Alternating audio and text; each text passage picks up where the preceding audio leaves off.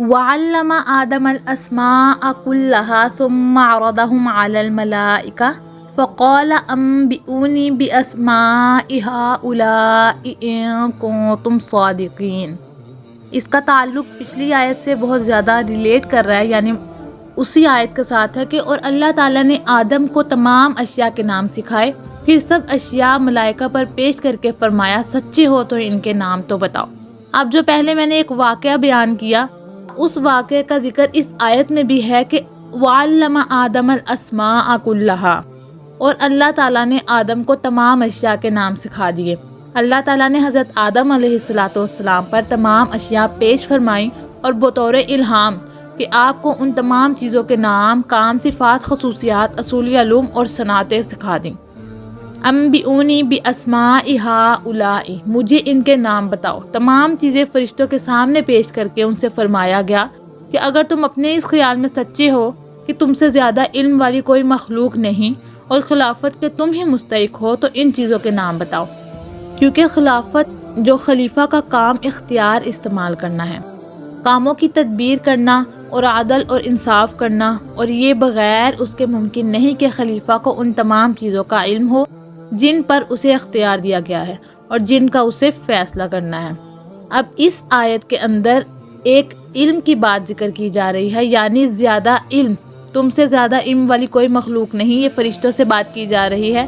تو اس کے بعد خلیفہ بنانا اور اسے علم سکھانا، تو یہاں پر علم کی فضیلت بیان کی جا رہی ہے۔ تو حضرت آدم علیہ السلام کے فرشتوں پر افضل ہونے کا سبب علم ظاہر فرمایا۔ اس سے معلوم ہوا کہ علم خلوتوں اور تنہائیوں کی عبادت سے افضل ہے۔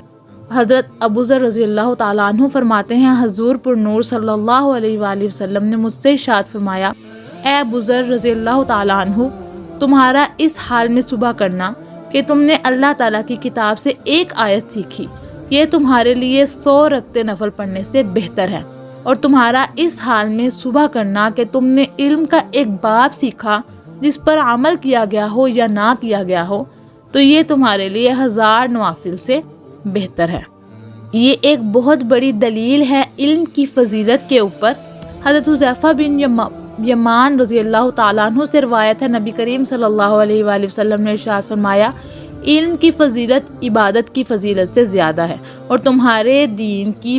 بھلائی تقوی اختیار کرنے میں ہے۔ انبیاء علیہ السلام فرشتوں سے افضل ہیں،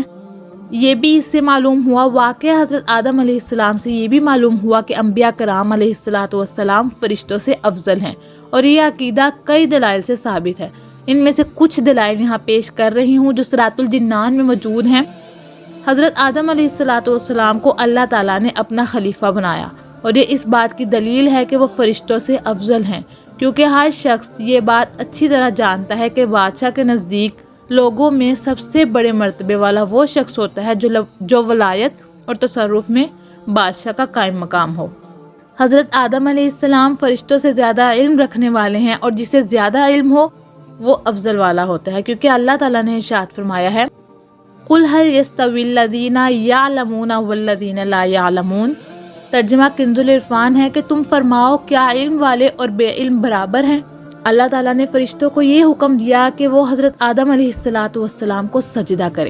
اس سے معلوم ہوا کہ وہ فرشتوں سے افضل ہیں، کیونکہ سجدے میں انتہائی تواضع ہوتی ہے، اور کسی کے سامنے انتہائی تواضع وہی کرے گا جو اس سے کم مرتبے والا ہوگا۔ اللہ تعالیٰ نے ارشاد فرمایا، ان اللہ اصطفیٰ آدم ونوحا وآل ابراہیم وآل عمران علی العالمین۔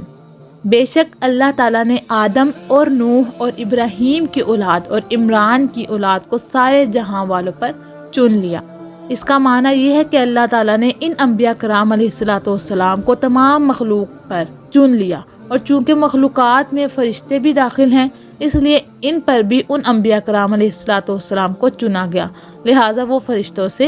افضل ہیں۔ اس کے بعد رب تعالیٰ نے حضرت محمد صلی اللہ علیہ وآلہ وسلم کے بارے میں ارشاد فرمایا، وَمَا أَرْسَلْنَاكَ إِلَّا رَحْمَةً لِّلْعَالَمِينَ،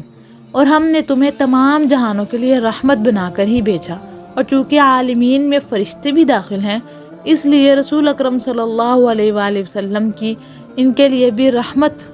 آپ ان کے لیے بھی رحمت ہوئے، اور جب آپ صلی اللہ علیہ وسلم فرشتوں کے لیے رحمت ہیں تو یقیناً ان سے افضل بھی ہیں۔ آخری دلیل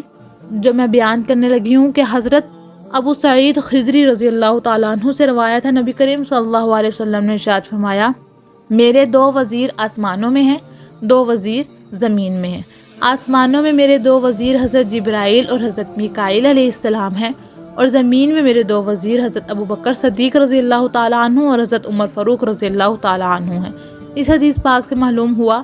کہ حضور پر نور صلی اللہ علیہ وسلم بادشاہ کی طرح ہیں، اور حضرت جبرائیل اور حضرت میکائیل علیہ السلام دونوں ان کے وزیروں کی طرح ہیں، اور چونکہ بادشاہ وزیر سے افضل ہوتا ہے، اس لیے ثابت ہوا کہ حضور پر نور صلی اللہ علیہ وآلہ وسلم فرشتوں سے افضل ہیں۔